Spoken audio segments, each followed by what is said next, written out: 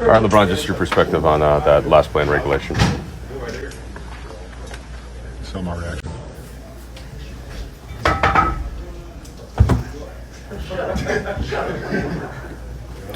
Darvin's words were, best player in the world, can't get a call. It's been an ongoing theme the last couple of weeks. There were a couple in early January. How do you kind of balance the frustration in the moment, just considering all the games that you played? It's challenging, very challenging. I don't get it.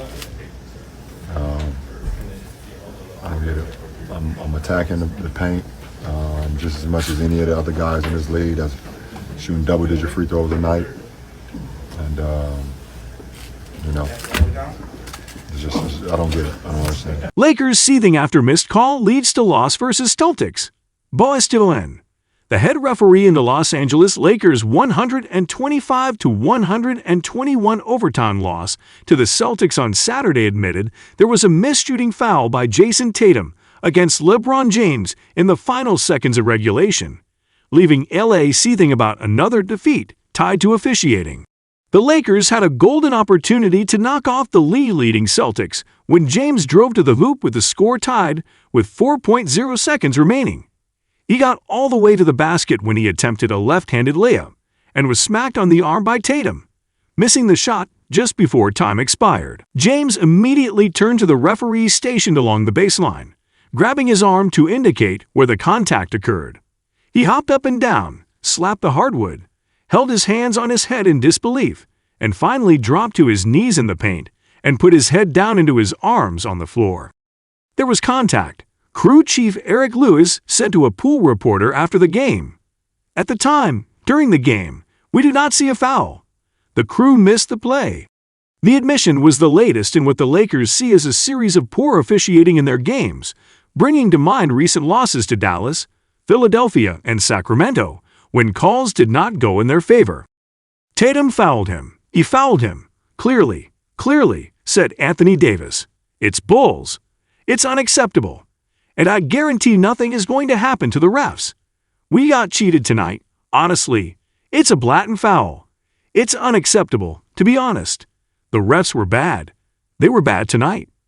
James, who came into the night 6th in the league in scoring at 30.2 points per game, averages 6.2 free throw attempts per game, the lowest number among any of the league's top 8 scorers. It's challenging, James said, after finishing with 41 points on 15 for 30 shooting. I don't get it.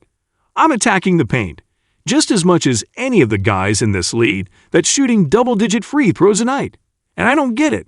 I don't understand it. James attempted 6 free throws against the Celtics and last shot 20 as a team. The Celtics nearly doubled that amount, going 34 for 39. He said the disappointing string of officiating makes it seem like his team is targeted. I watch basketball every single day, he said.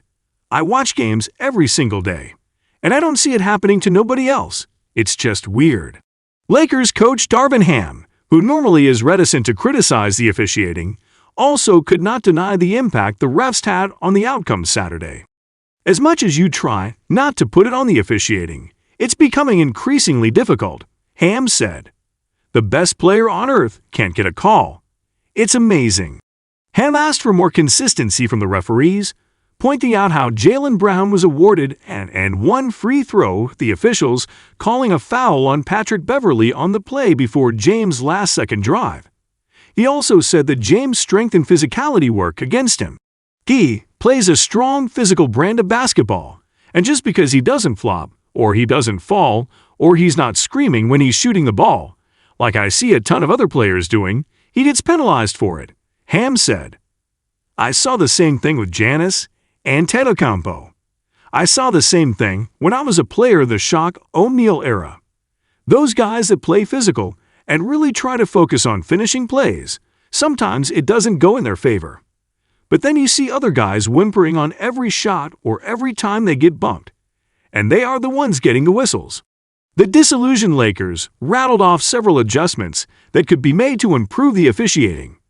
Ham suggested having 4 officials, or changing the challenge rule, where if a coach uses it and it is successful, the coach can use it again. Ham called for a challenge with 341, remaining in the fourth quarter when Davis was called for a foul on Tatum, with the Lakers leading 96-95. The challenge was successful and the call was overturned. However, Ham didn't have a challenge remaining to implement on the James layup attempt at the buzzer. Davis called for more accountability from the officials.